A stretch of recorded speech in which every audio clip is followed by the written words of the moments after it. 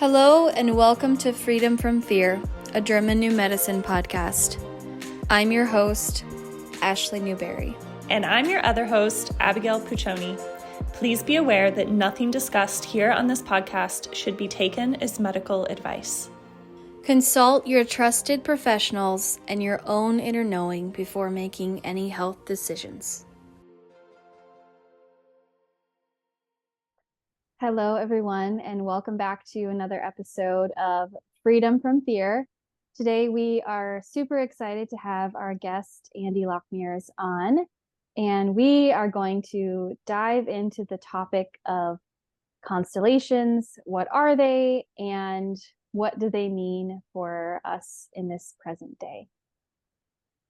So Andi Locke Mears, a certified holistic health practitioner with over 25 years of experience in the alternative health field, is the founder of BioHealthWorks Institute and co-founder of GHK Global.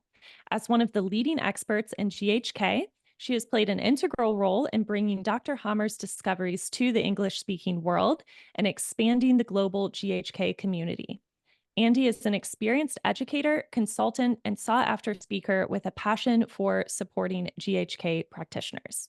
So welcome, Andi. I know it's really special to have you here as one of my teachers and mentors in this GNM journey, and it's really exciting to have you here. So welcome.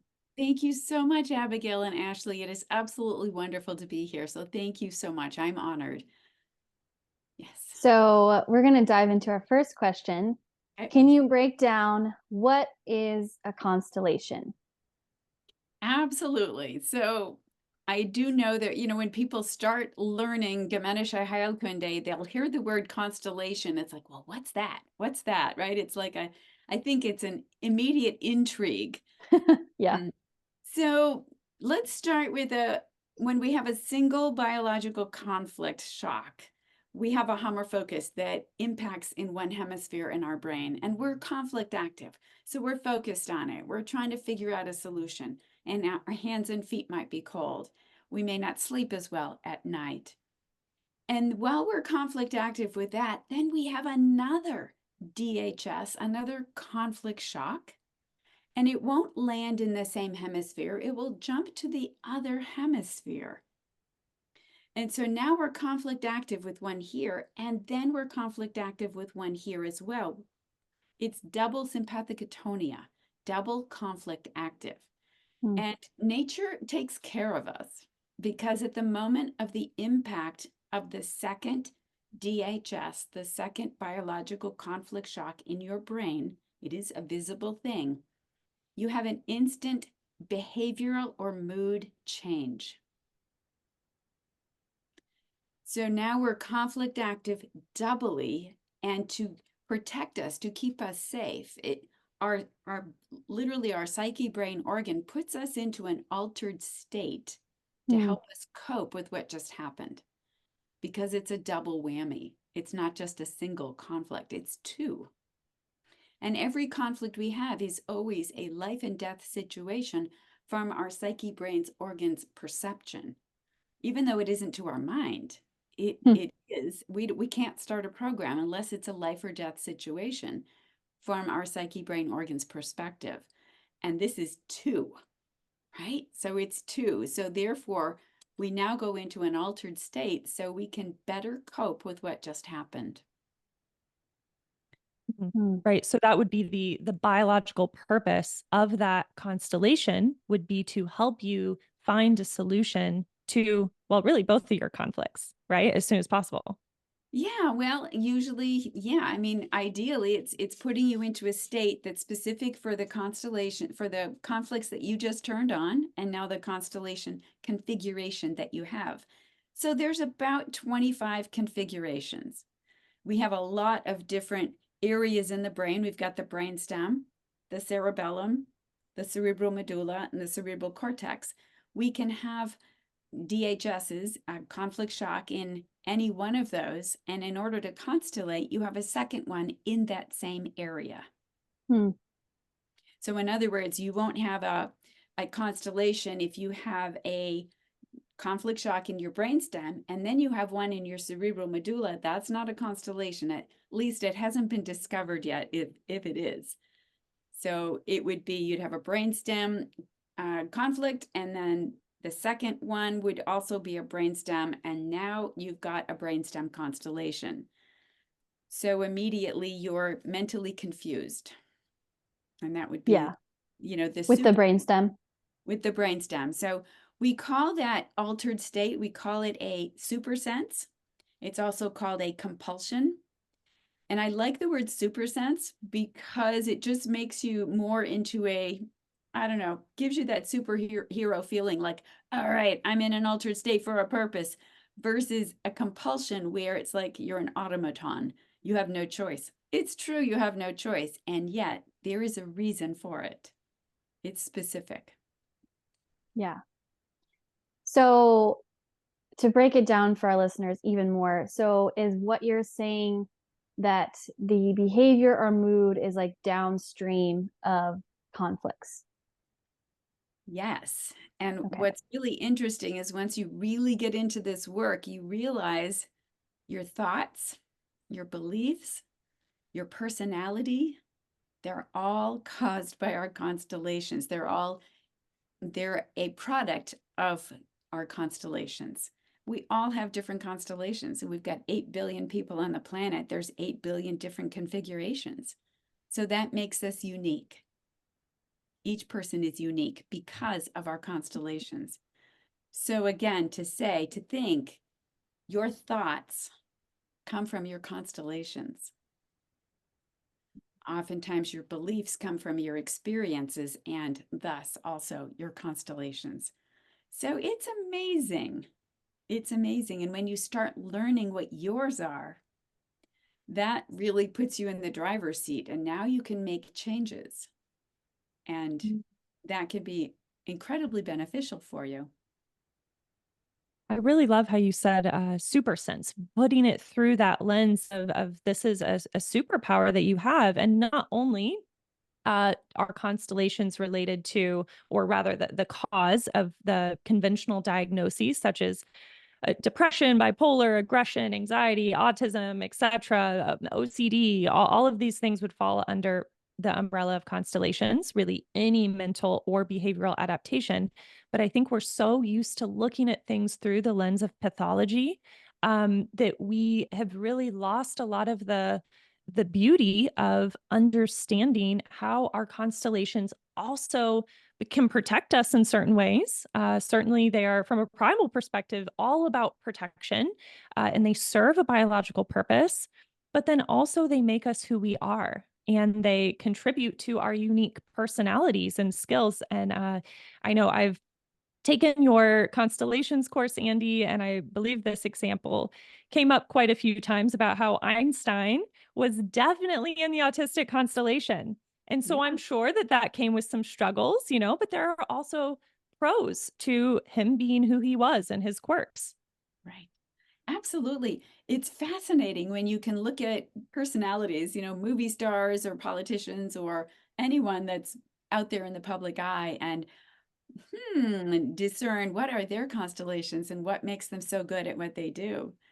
So you can imagine that most politicians have the mytho constellation, mytho. So they talk. It would be helpful for them to have this. It's not bad or wrong. That's a good thing. You figure most Olympic athletes who actually win probably have a megalo constellation, because that is what gives them the drive to exceed and excel. Mm-hmm. These aren't bad or wrong. They make us who we are. Now, obviously, if you've got a gun and you're going to go shoot people up, that's taking your constellation, your bioaggressive constellation, and many others to an extreme. And that's not what we're talking about. That would be somebody who really needs help because they're fully constellated and they're acting on them in a destructive manner. That's not beneficial to them or to humankind. So we're talking, individually. It's discovering what they are and how they affect you and make you who you are. Yeah, I love that. And yeah, you bring up a good point with the bioaggressive constellation that, for our listeners, once you start learning about, okay, what are the constellations that, that you're in, it doesn't give you an excuse to behave in whatever way that you are, but that it can actually give you a lens for compassion for yourself and understanding, okay, why do I behave the way that I do? And how can I support myself in downgrading the constellation, or kind of using the knowledge of the constellations to your advantage to understand why you're doing things, instead of as like a way to judge yourself or others. But ultimately, you're still responsible for your behavior no matter what constellations you're in. And I think that's that's a point that needs to be made. Yeah. And so going back to the bioaggressive constellation, could you give us some examples maybe of a less constellated person than someone that's going to go shoot somebody? Like, what would that look like on a more mild level, like how that behavior might show up in a person? So for bioaggressive specifically? Yeah. Yeah, so that's a combination, and it's super, super common. I want to say that combination of the two conflicts are an identity conflict. Identity. Who am I? Where's my place? Where do I belong? Who do I belong with, to a degree? And then right opposite that, in the opposite hemisphere, is territorial anger. So that means, depending on if you're right or left dominant in your hormone status and all that, depends on which one is activated first. So Mm-hmm. if the anger is activated first, then you've got to see, well, when the second one impacts is when they are constellated. That's when they go into a super sense of bioaggression. So there's accentuation as well. So I want to point out that if it's accentuated more on the right side, that is the depressive side. Let's just call it the more passive side. I want to get away. It's not clinical depression. That's not what we're talking about. Let's just call it the passive side. So when we have somebody who's got the constellation and it's more accentuated on the right, they're more passive, which simply means they're probably more inward. They're brooding about it. They're thinking about it. They may be thinking some thoughts of, oh, I'd love to punch them in the mouth, but they're not acting on it. They're just thinking about it. They're brooding about it. I mean, Yeah. how many Yeah. times do we do that, right? It's like, yeah, Yeah. okay. Then if the accentuation is more on the identity side, which is really fascinating, that's a manic. That's on the manic side. So this is a person who's driven, who's got the energy and the drive to move forward. They're the ones who are going to lash out. I can't believe you did this. They're going to get mad. You're going to see them be aggressive and manic, versus the one with territorial anger accentuated, where it's more inward, it's more passive. So there's many extremes. Again, 8 billion people on the planet. Let's say 4 billion have this bioaggressive constellation, and it will look different for everyone. So in your practice, how do you go about helping someone who is constellated, and I guess helping them decide perhaps when to leave it alone, and to simply come to accept that about themselves, and to see the potential benefits in that and how that's making them who they are, versus someone who is like, this is really interfering with my life, and this is causing me to have some thoughts about potentially wanting to hurt myself or other people, etc., where it's much more problematic. So how would you kind of go about navigating that resolution process if someone is like, I have a constellation I'm dealing with that is really diminishing my quality of life? Right. So I do the same thing with everyone because it works. So it's like, okay, this works. What we do is, in a one-on-one session, we figure out, what's the conflict, the constellation configurations. And we also figure out, if we know there's always mytho is the first one that's always triggered, and that triggers the bioaggression, which also triggers the flying, which also triggers the autistic. We look and see what triggers first, second, third. And we can tell that by their behavior and what their mental processes are as well. So we kind of unpack all that. We kind of pull it apart. And that can oftentimes, it will take some introspection, but also I'll give people homework. It's like, okay, in the next week, I want you to look at when this triggers you and you have this behavior, what just happened? Hmm. And now they're narrowing it down. Oh, okay. So it's every time my husband looks at me a certain way and has a certain tone. All right. So we start there. And what's the first behavior? What's the first thought? And let's say they get mad and they lash out. So chances are that's going to be an identity conflict. That's the bioaggressive with accentuation in the identity, which then tells us that look and that tone makes it so I don't know where I belong. Hmm. Yeah. So then we go back. It's like, well, when did that start? And we can often see that fairly easily because we're all experts in our own life. We know when that started or when that seemed to be enhanced in our life. And that was a behavioral trait we started to exhibit more and more. And we look at that original conflict shock that constellated them, the two that happened together. And so now we start to pull it apart. Sometimes we can resolve it, and that's a territorial conflict, which are very specific ones. Sorry, territorial constellations.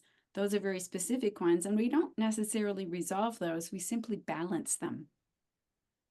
And it's the territorial ones that really give us our behavioral personalities and our quirks. So that's primarily what I work with, are those. Although I work with all of them, but I don't tend to see them very often. Like the brainstem constellations, I don't see very often. KCT, the kidney collecting tubule constellation, I don't tend to see that very often.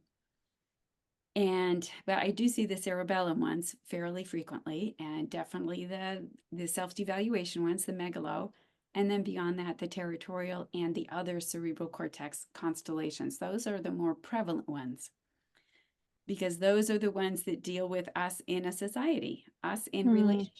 They're about communication. So I digress. So let me get back to, so we start pulling this apart. And now we realize that every time husband says that and looks at me that certain way, I constellate.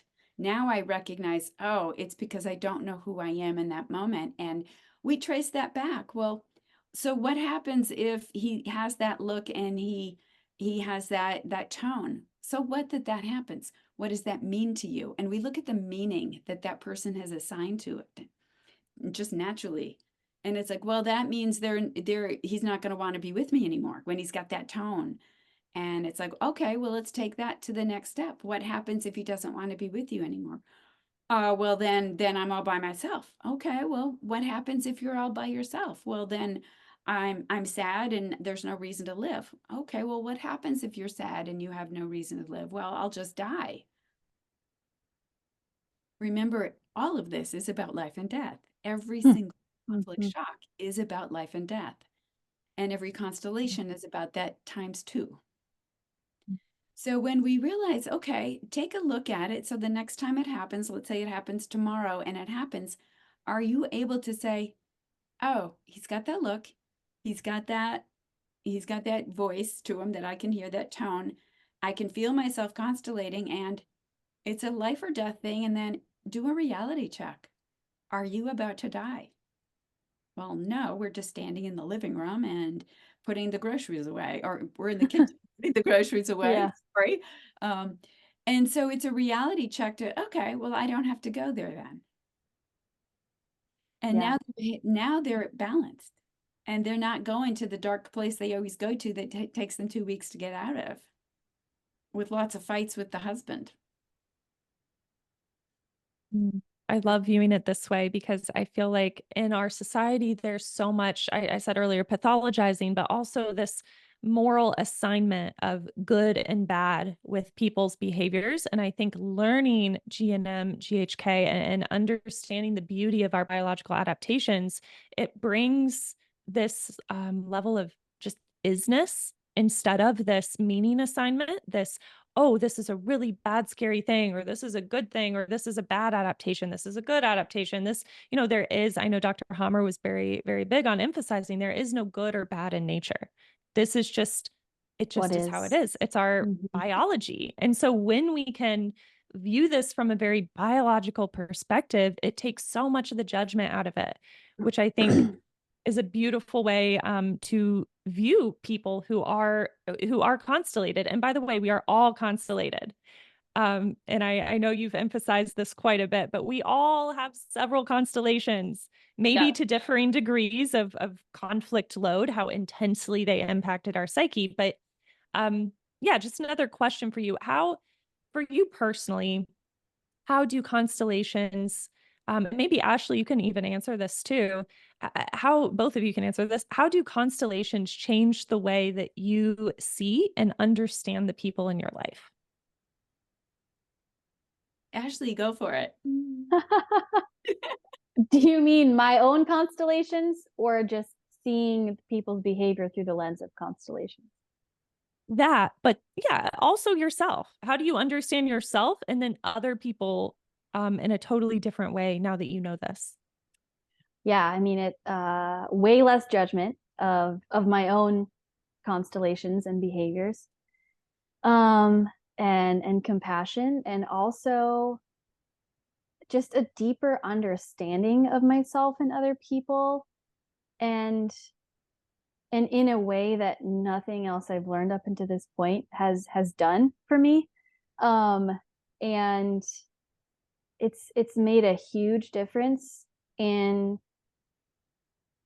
paying attention to people's behaviors, and then knowing this information, I have an insight into their psyche and what constellations they may be in, and not using that information in a manipulative way, but using that information to know, like, oh, this is how this person has adapted, and this is how it has impacted them.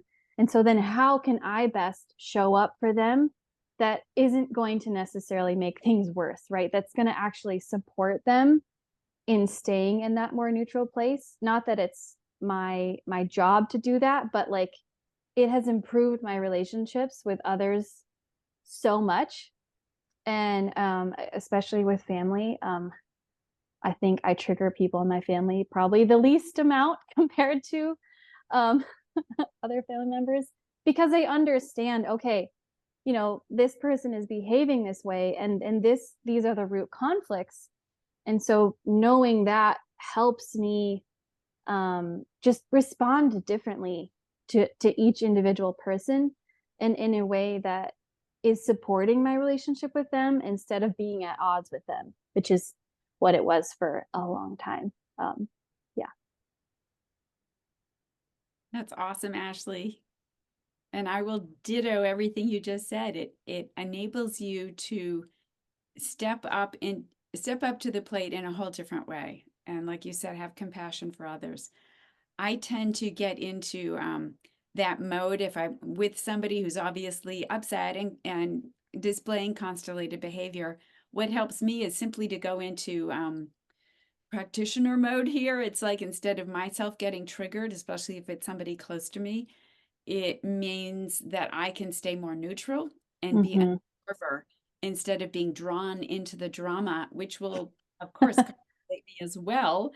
So Yeah. if I can stay in observer mode, it just makes it more even and balanced for everyone.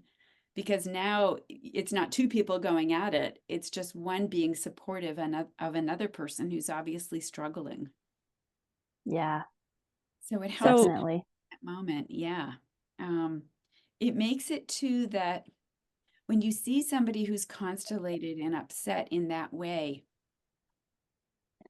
knowing that, I'm going to say something and then I'm going to clarify, knowing that what they're going through isn't real, and I'm going to say it's absolutely real, and yet they're in an altered state. So it's not real from a balanced perspective. It's real from it's not that realness. It's an altered state on purpose, Right. if you will. And all they have to do is unconstellate, and then their behavior changes instantly. So knowing that it's simply an activation of this, that it's trying to keep them safe. It's like, okay, how can I help them? And oftentimes when you know their constellations that they're running, that you can observe, you can act in a way to help them downgrade it. And Yeah. thus become more balanced and kind of get back into having a brain that's a little bit more balanced, balance those hemispheres. What's happened on a physical level in a constellation is that you've got two brain hemispheres, vibrating out of sync with each other and out of sync from their normal and natural rhythm. That's what creates the supersense.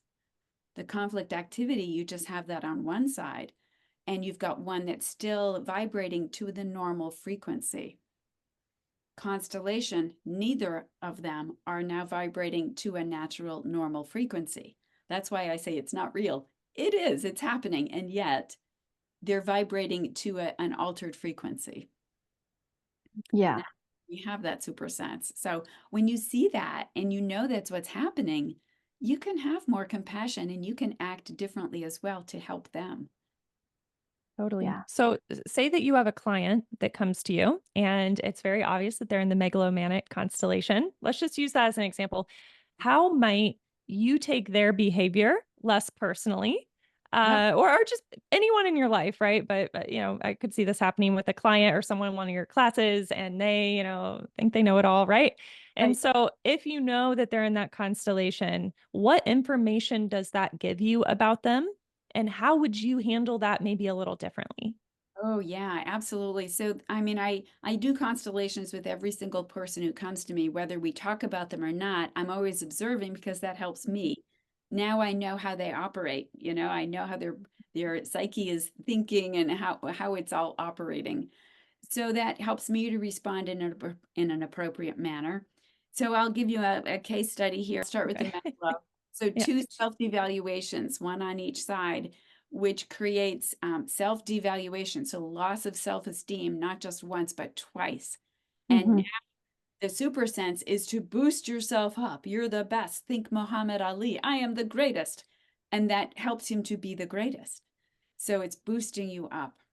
And so I had this client come who was very megalo, and I could detect that right away. And I saw her a lot. She was in my classes, so I saw her in a lot of classes for months and months and months before we actually had a consultation. And so I was seeing her identity of how she identified as a very sick person. And she'd Mm. been disabled, if you will, for 20 years. She'd been through every single therapy you can possibly think of, and she didn't hesitate to tell you that on a regular basis. Every single workshop she was in with me, every single one of my classes, she would say the same thing over again. Well, I've been at this for 25 years and I'm very, very sick, and I've done every single thing. I don't know why this would help me, why Mm. E&M at that time would help me. So she was like a broken record. So we finally met, and I started to point out to her that she had a double self-devaluation conflict, and that's what produced this. And she couldn't hear that. She could not hear that.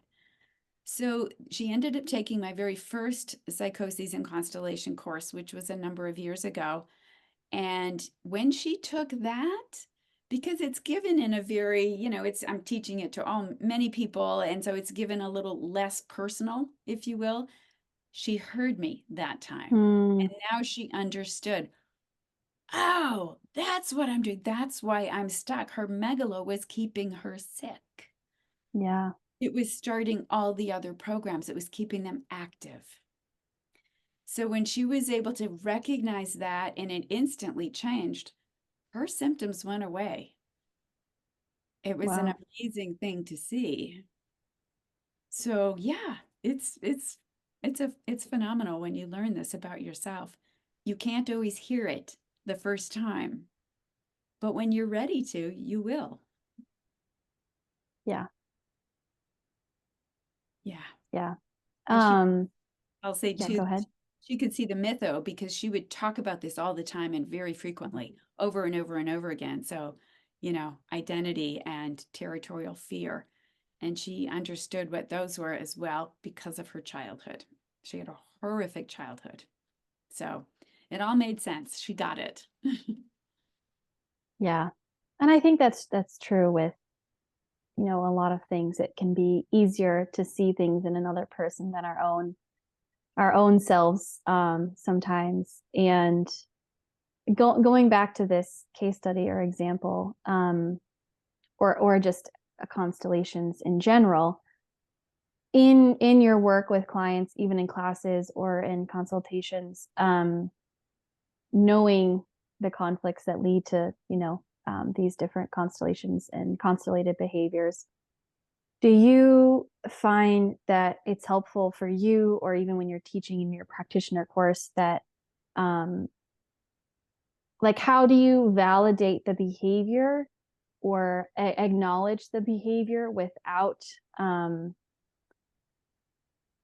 of saying that whatever they're doing is like okay if it's not? So, so I come at it from a biological perspective, and I'm simply teaching people. They know what their behavior is, right? They know they don't like it about themselves. Let's say it's a quirk about them. I always get mad at this. And it's like they don't want to. So when I'm able to show it to them biologically, here's your brain. You've got a Hummer circle here, a Hummer focus here and here. This means you have, XYZ constellation. And when they understand how they got there, it's like, or what it is that's going on, it's often a big epiphany for them. It's like, oh, I'm not crazy. I have a constellation. And it gives them meaning to their lives and to their behaviors and their thoughts and their moods as well. It gives them an explanation that there is no judgment. It is biological. And that's very freeing for people. That is very, very freeing. I always thought I was a bad person, and then we have those identities that are part of it.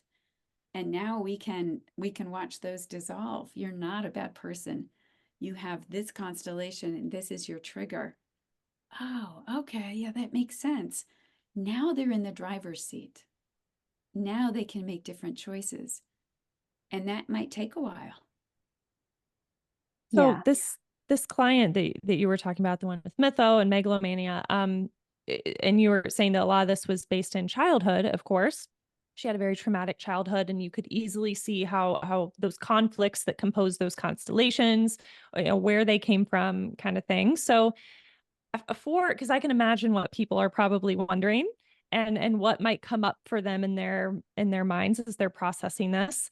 I feel like there can be a lot of, let's say, the blame game that comes into play when we look back and say, okay, I mean, I know I have constellations. Most of my constellations started between the ages of 8 and 10, due to having my brain scan read and all that. Like, I know that, but how do you not fall into that very easy trap to fall into of, oh, it's my parents' fault that I'm constellated. And how can I get out of that? Because I can't change the childhood trauma that happened to me, or it's my partner's fault. It's this person's fault that I was in this situation in which I experienced these conflict shocks. Well, again, it's coming back to biology. When they realize that what happened to them at 8, that their body turned on a program to assist them. There's no bad or wrong. It's a survival, it's a life or death situation. And it turned that program on to help them in that moment. There's no judgment there. This is survival. This is always about survival. There's nothing wrong or bad for wanting to survive. We all do that.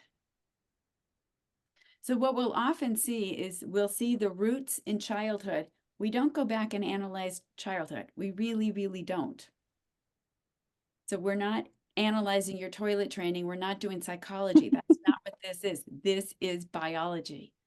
Because we look and see, when did that program or constellation begin? So when did this physical symptom begin, or when did the behavior begin? So they might have had a horrific childhood, but the behavior didn't happen till 20. So we only go to 20. Because Right. it really doesn't matter I say it doesn't matter. I mean, yes, of course your childhood has an impact in you, but we're looking at what happened at 20 that really activated this for the adult person. And Right. so usually it's pretty easy to remember what happened when you were 20, especially when we know what the circumstances were. We know, the conflict shocks were, and they know, oh yeah, when I was 20, I was this and this and this. It's like, okay. and it makes sense to them. Again, it's on the level of biology. There's no blame. We're all in this for survival, and that's how we are hardwired.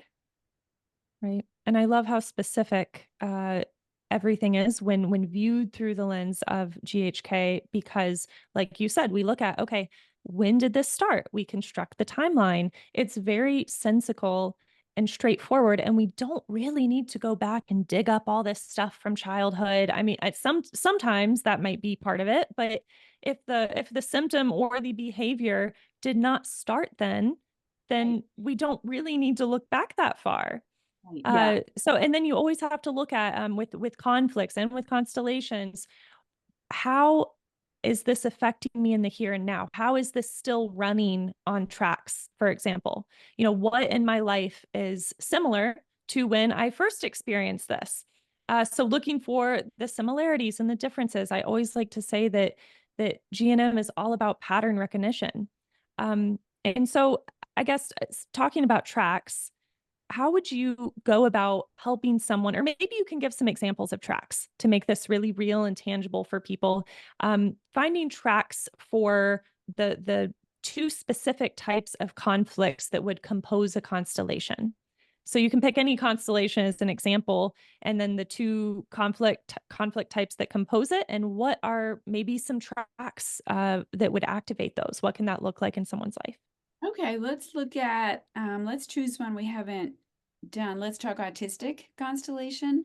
Yeah. And so autistic will be made up of a scare fright conflict, which is here on the left, and then a territorial anger on the right. So a fear and an anger. And that makes us have a super sense of things have to be a certain way.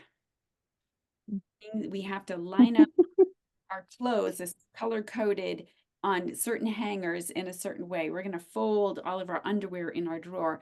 And again, this looks so different for everyone. You look at the folks that have an autistic label, and they may or may not have this. They probably will, but they'll have other constellations as well.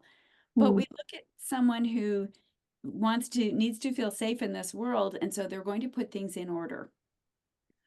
So that's just one of the characteristics of them. So then we look and see, well, when does that get triggered? When do you find yourself going and cleaning out your drawers or putting things in order?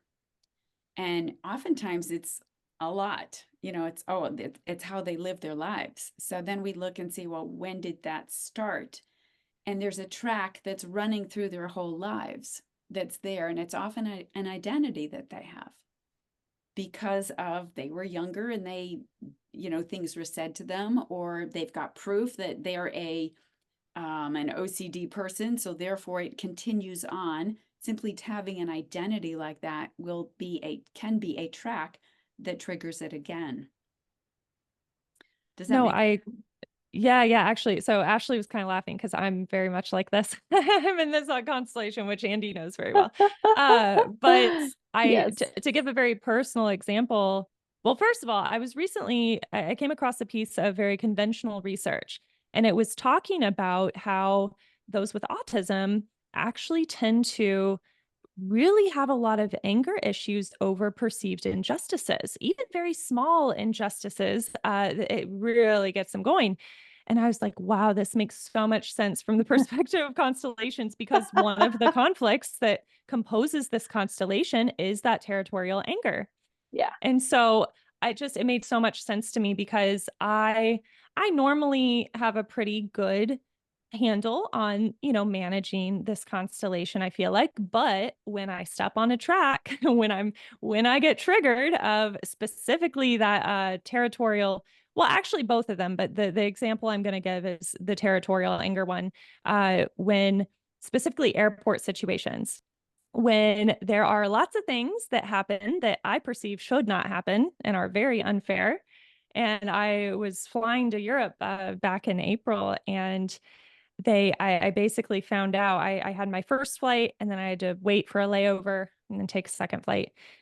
And during the layover, I found out, and of course, part of the way that I feel safe due to this constellation, I book my specific seat number like 6 months in advance, because I have to be in a specific seat. It has to be, whatever 12A, or, like it has to be an aisle seat, has to be in a specific part of the plane. I get a little, because travel, I have a lot of tracks around travel. And so the way that I can control my world and feel a little safer is to know that I will for sure be in this specific seat.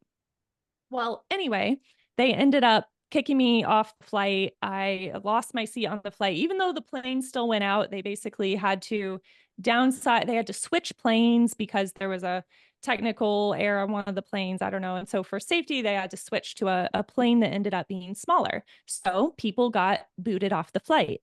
And so some people still got, so someone else was in the seat that was in seat 12A, right? So the fact that someone else, and they said, oh, well, it's because you booked with points. And so you don't have like status, you didn't pay with actual money, you booked with points. And so we gave priority to those that paid with cash. I don't know it. Anyway, I had a full on meltdown. I mean, just like, imagine a 3-year-old laying on the ground, screaming, crying. I was shaking uncontrollably. I mean, it was this huge like tantrum. So anyway, that's an example of this very extreme behavior that it's almost like I didn't even know I had the capability to do that amount of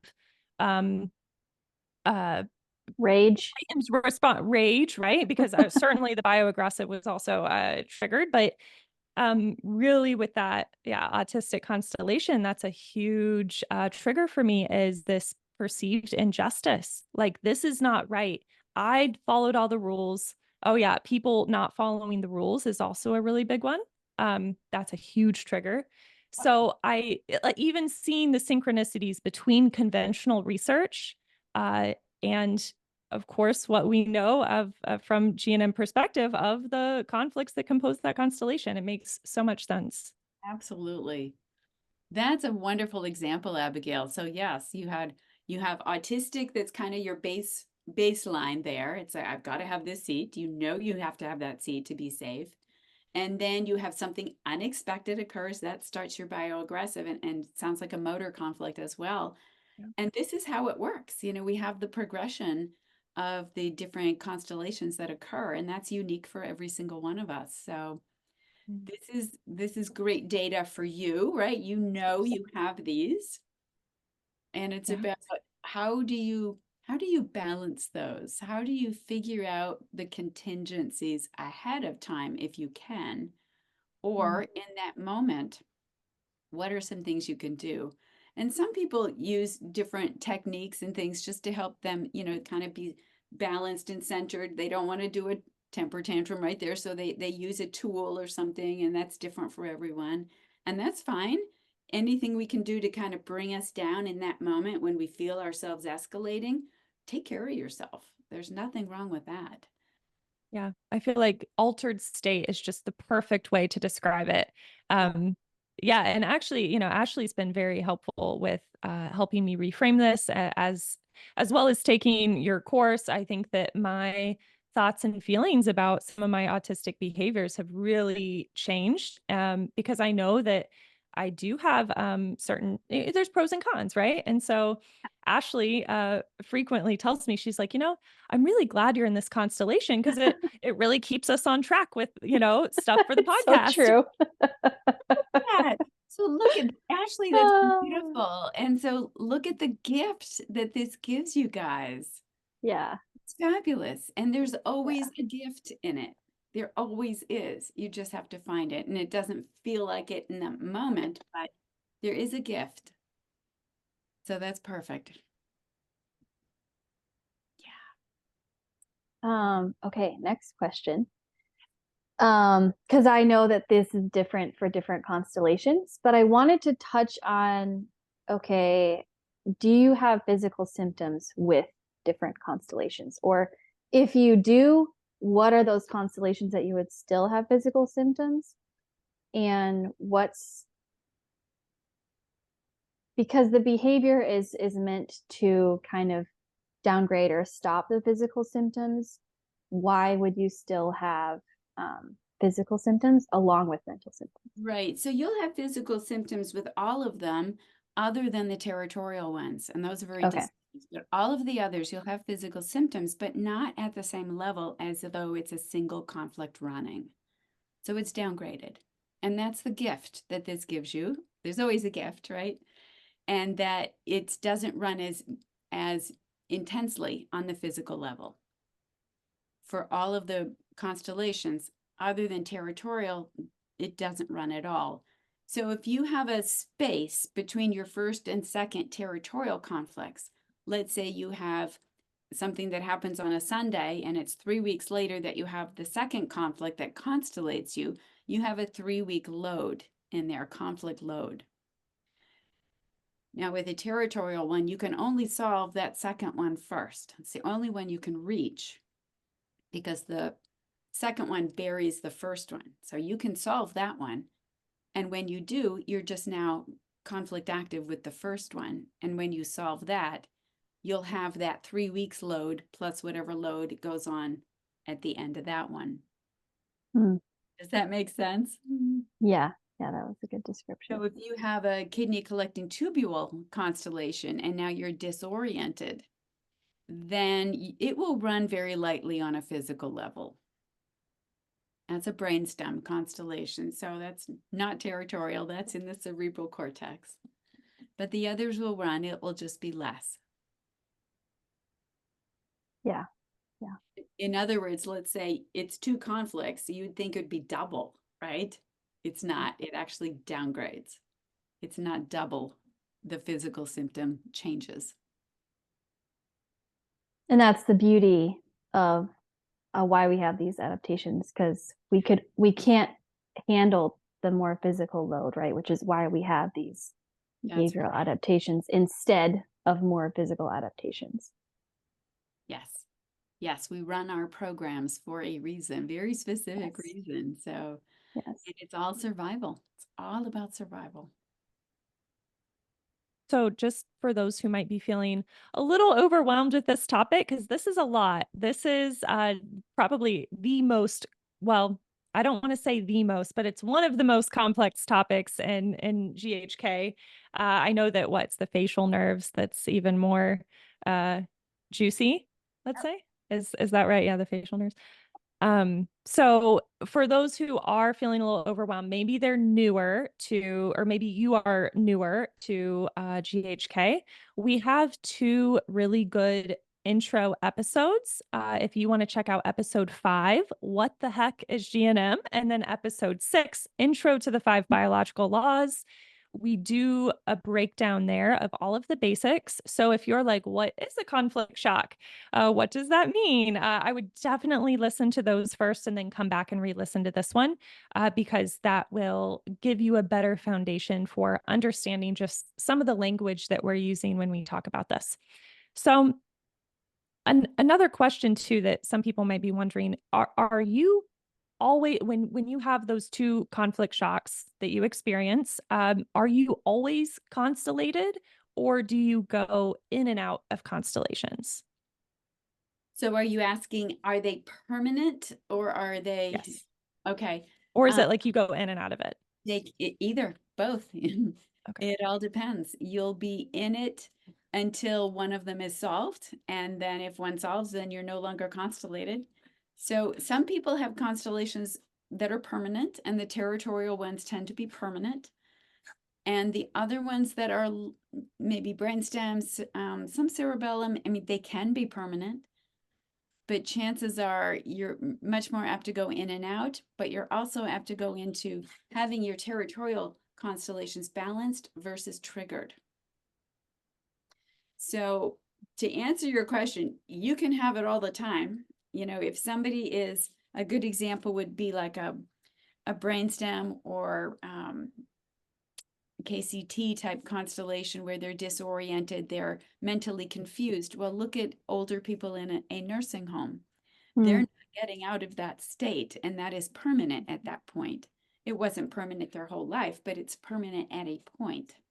So that would be like much more of a permanent thing that occurs, a permanent state, if you will, versus if you're 45 years old and you have a disorientation, one of those constellations, the brainstem or the KCT one, your family's going to know immediately, okay, what just happened with so-and-so? And certainly if they know Ganesha Heilkunde, they're going to help you find a solution, and then you'll come right out of it in thought. Hopefully you do.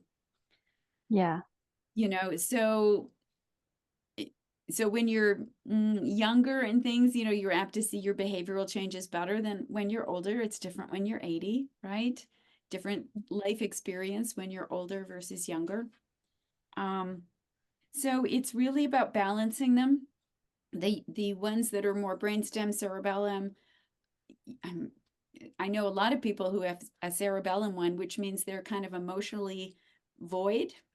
They're emotionally numb. They don't show a lot of emotion, and they process everything cerebrally, like very intellectually instead. And that's a cerebellum constellation. That can be very permanent. I mean, there's nothing wrong with that. It's not hurting anyone. It's just that you don't present emotionally like other people do. And so chances are that might be permanent. Yeah. And yeah, so but you're those special ones, those territorial ones that I keep talking about, those are your special ones, and they give you your personality quirks that can come and go. Come and go. Like, you know, Abigail, you're going to have a flight, you're going to be really autistic with that, and maybe on another day you never even trigger it. You can trigger your territorial constellations 100 times a day, you know, 500 times a day, although that would be a lot. But it does mean that you're pinging back and forth. Yeah. When Then the vibrations get out of sync. Yeah, exactly. And so behavior's out of sync. So now we see somebody, it's like, oh, they're not very stable, right? That's what we might say. Right.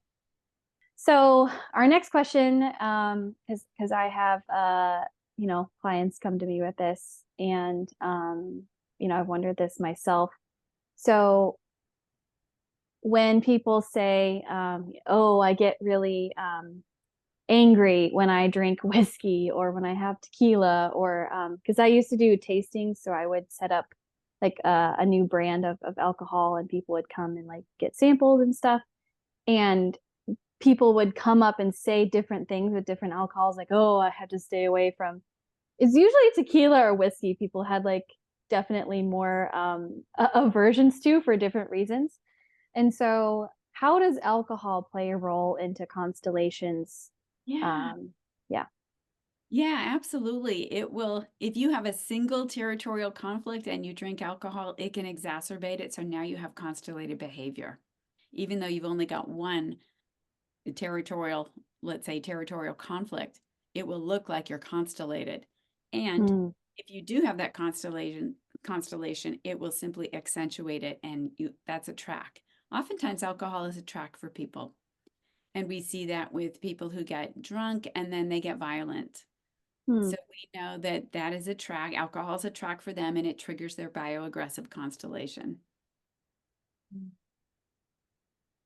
So That makes you're a lot of sense. saying if it's not a track and they just have one conflict and then they're having alcohol, could you use the word like it kind of simulates a constellation? Right. It Or simulates. looks like a constellation? Correct. Yes. Yeah. Okay. Even though it may not be constellated, but it will look like that. The behavior will change. Because it puts you into because it changes the brainwave state. Is that why?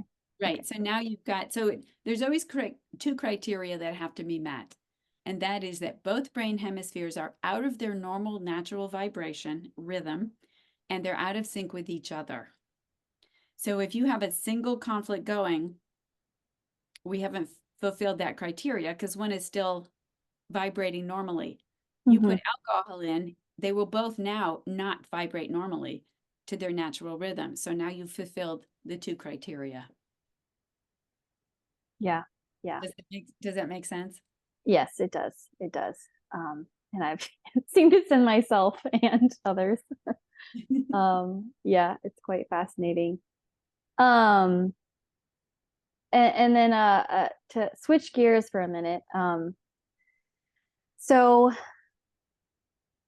a lot of people in the more spiritual communities, or I would say the woo-woo side of things, it can bring up this concept of past lives with either behaviors or physical symptoms. And what would you say to that in terms of conflicts and constellations? Like, does that play a role in our reality in the here and now? Right. So remember, we're looking at biology, and your biology in this lifetime is different from your biology in other lifetimes. So if you believe you have a past life influencing you, we have to first have a conflict shock in this life, in this brain. Has to. Yeah, perhaps a way to describe it too is that, if that is a thing, that it's maybe priming your perception to see the world in a certain way, but it's not, you can't pass down conflict shocks. Right. So when I see that, Ashley, what I see is somebody that's backing into their behavior. So they're backing into an explanation because it's what makes sense to them. Yeah.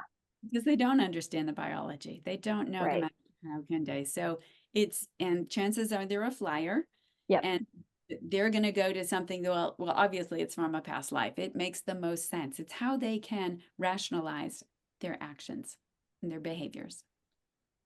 And I'm not saying there's anything wrong or bad here at all. I'm a flyer myself, so I totally get it. But it does have to be this brain in this lifetime that is impacted in order to have a conflict shock or a constellation. Do you want to touch on what the flyer is? Yes, and let me also say that I believe that in order for our psyche brain organ to interpret our reality, we bring in all of who we are in that.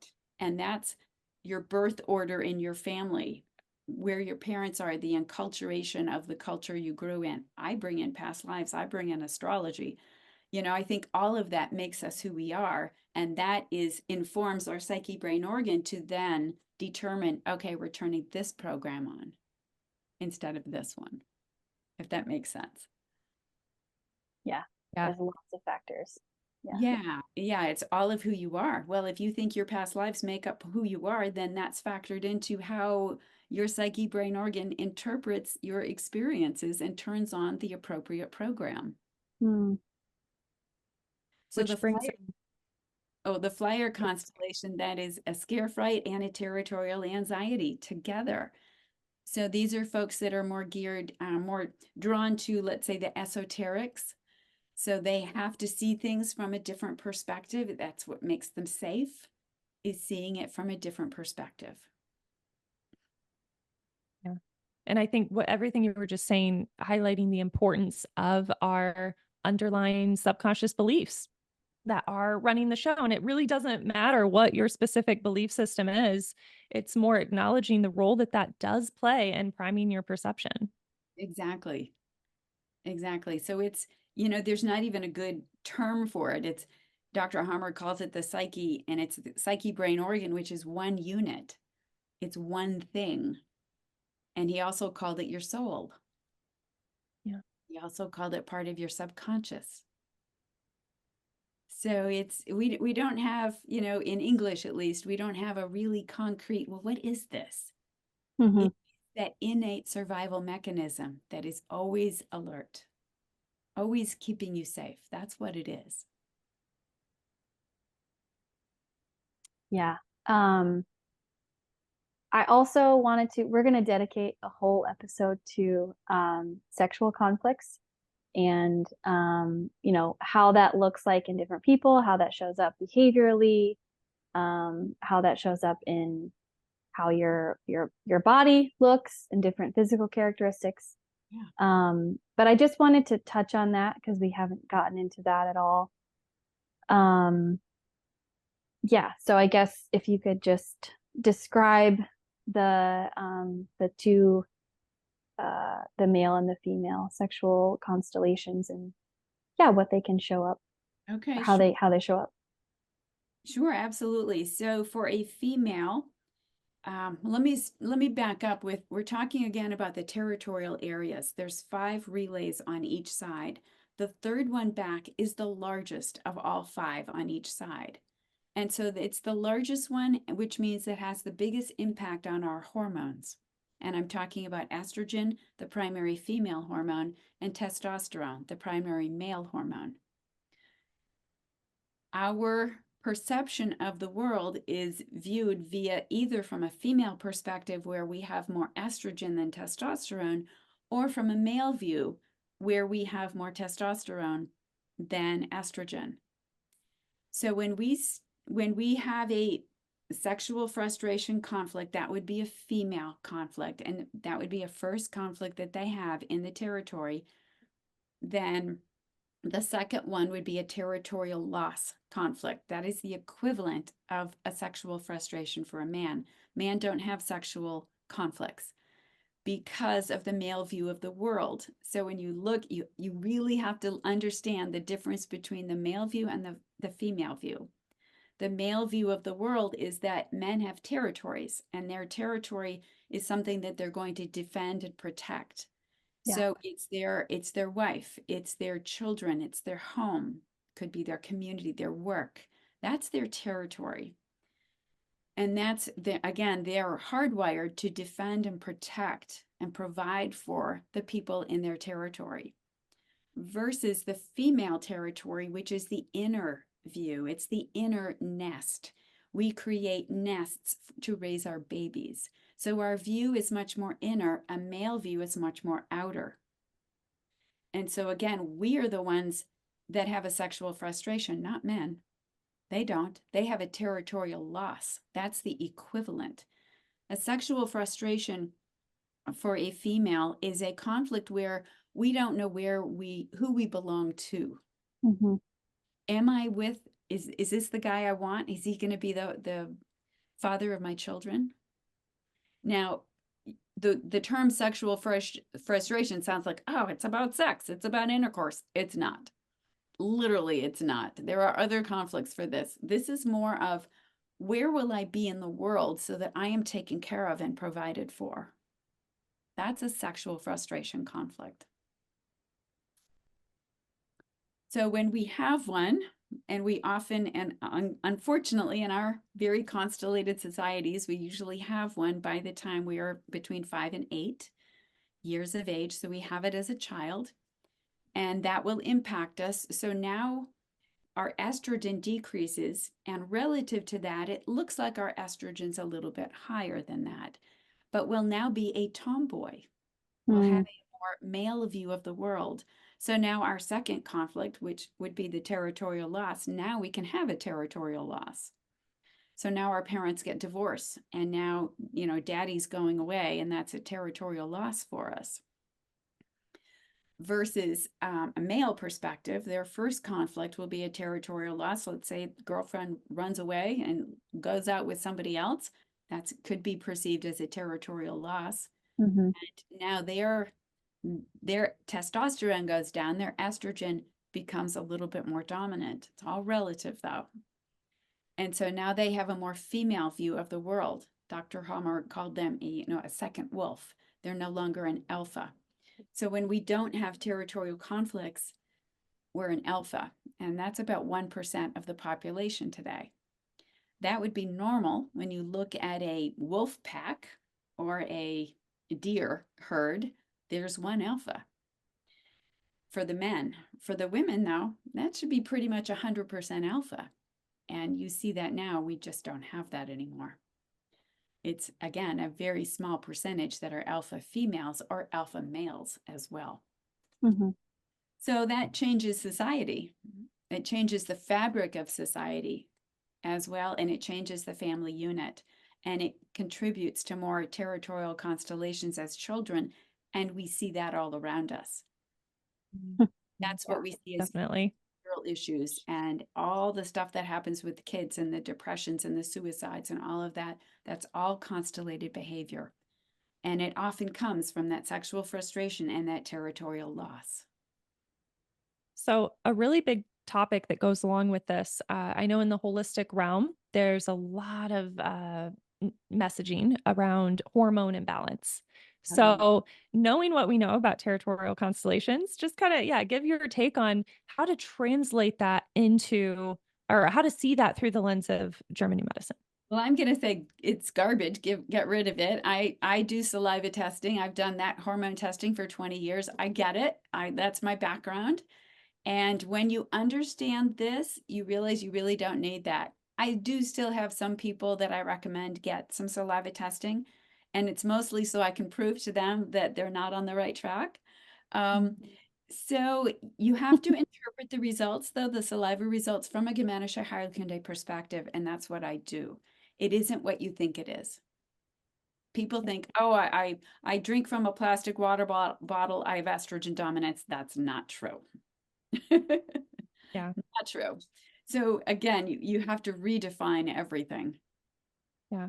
I But feel like things that get blamed on hormonal imbalance actually, I'm not going to say they have nothing to do with our hormone status, because obviously all the territorial constellations do drive our hormone production, of course, but it's not what you think it is, like what you said. Yeah. Right. Like gut, for example, gut issues are not related to hormone imbalance.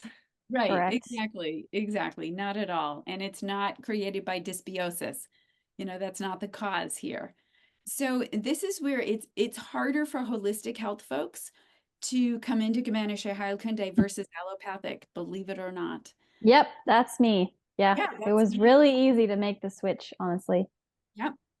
Yeah. So because holistic folks, they think they've got it figured out. And I get that. They've taken their trainings, they got certifications, they have it figured out. And Megalo.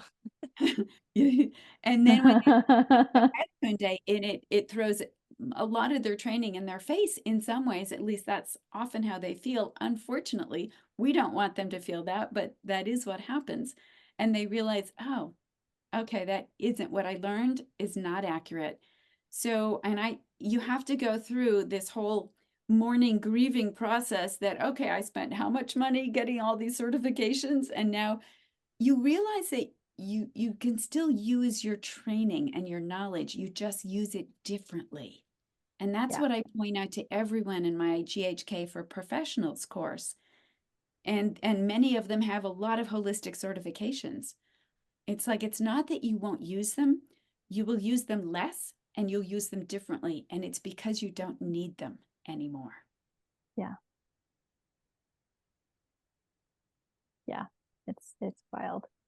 Abigail and I have had many conversations about this because, I came from nursing and she came from the holistic world, and Right. it was actually quite easy for me to kind of drop all of that. And there wasn't a lot of undoing of programming as much as I think, because I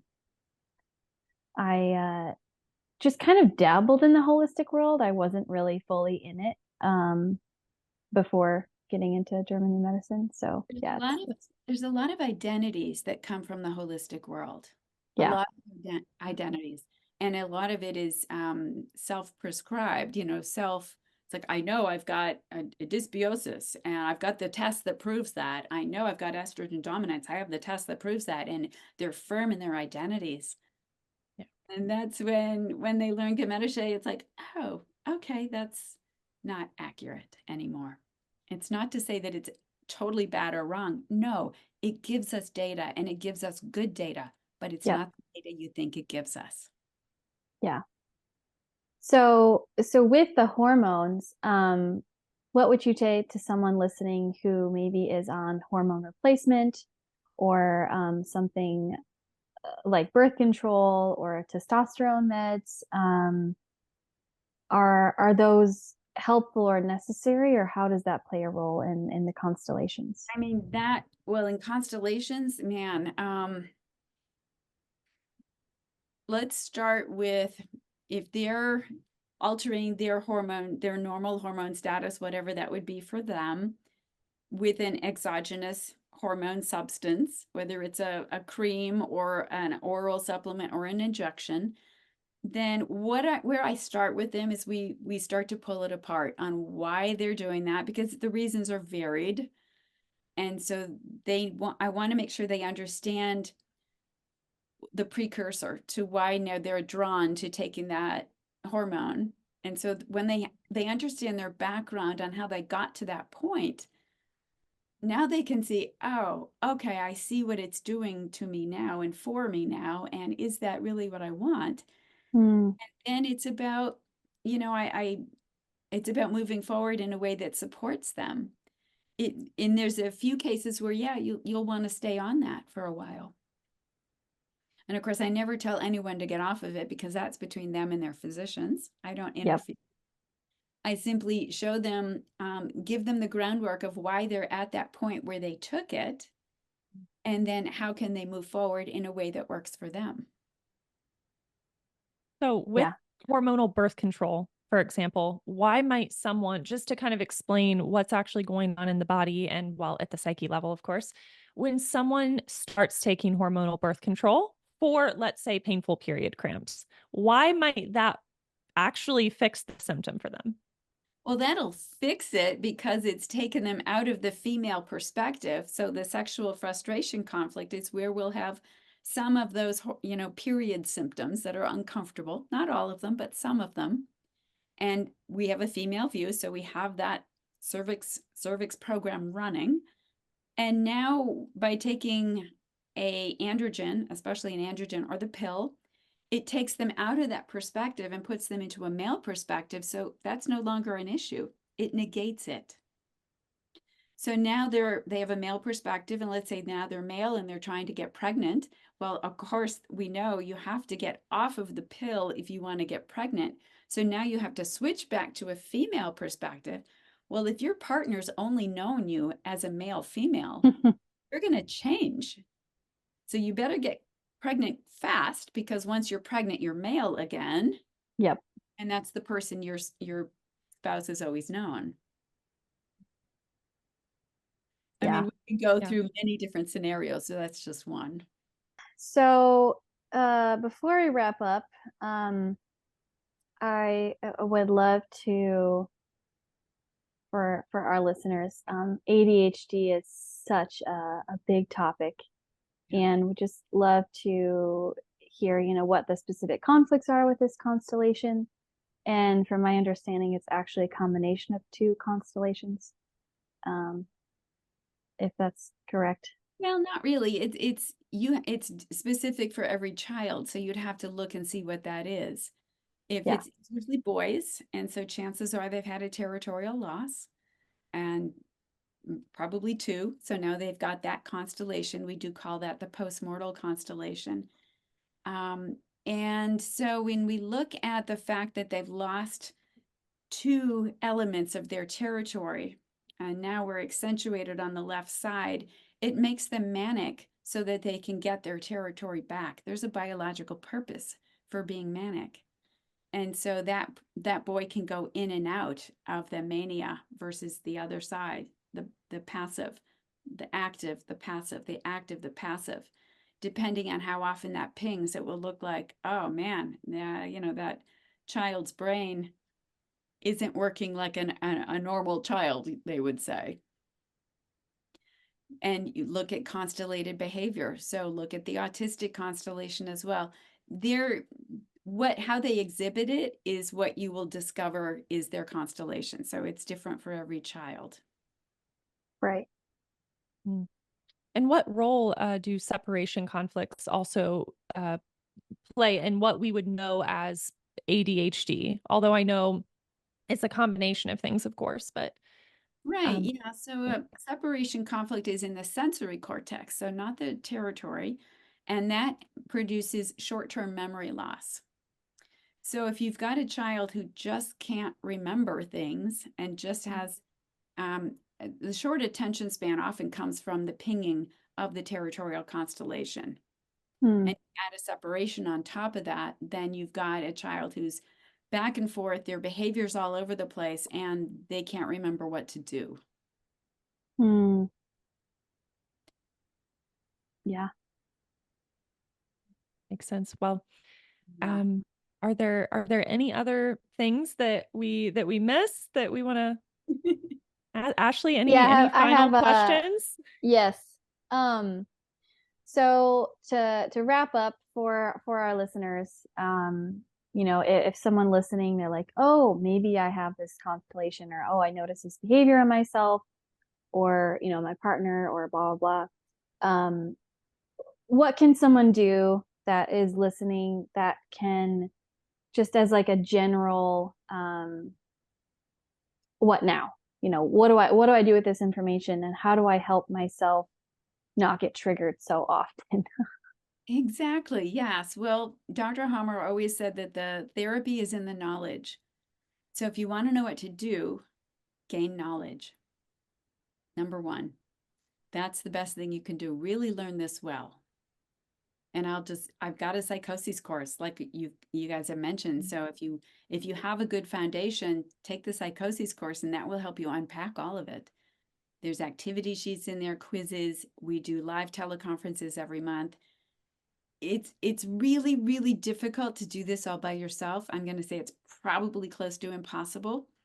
You can do some parts yourself, but it really takes having that other person, like you guys said, you Abigail, you point things out, or Ashley, you point out things to Abigail about her constellations. It's like we need people, community, in order to reflect things to us. So that's to learn the knowledge and gain community, so that you've got people you can talk to who speak the same language. I second that. I know so many Yeah. people that are spending a lot of time scrolling on, let's say, learninggnm.com, and they're trying to piece this all together by, searching in the index the different constellations, and they're trying to learn it this way, and they're getting really confused and overwhelmed. And I've taken Andy's psychoses and constellations course, and it's great. So if you're wanting to really do a deep dive into constellations, like Andy said, straight from Dr. Hummer, you have to learn the framework. And I always say this to my clients all the time too. Like, for me, in my opinion, the biggest modality in GHK and GNM is learning. Is really, you have to know the framework in order to be able to embody it and apply it in your life. So Not dabble, but dive in. exactly. If you dabble, you'll be continually frustrated. Yes. Right? Yeah, absolutely. So true. Well, thank you so much, Andy. This was a really great episode, just great introduction to constellations. And I really hope that everyone listening will, if they don't take anything else away from this episode, at least take away the fact that your adaptations are meaningful and purposeful. They are not good or bad necessarily. They just are. And it's just about understanding our biology and how can we take away some of the shame and the judgment and all of the negative associations with the plethora of mental and behavioral adaptations that we see in today's culture. I second that. And I'm so thrilled that you two are doing things like this, podcasts and videos and things, and getting the word out there. That's so important. We need everybody to learn this. So important. So I applaud both of you for what you're doing. It's awesome. Yeah, we love it. Good. Thank you, Andy. Keep going. Thank you, everyone. We'll see you next time. We hope you enjoyed today's conversation. We appreciate you being here. If you would like some additional support in navigating your health symptoms, we both provide coaching services from a German New Medicine perspective. Our Instagram handles and personal websites are linked in the podcast description.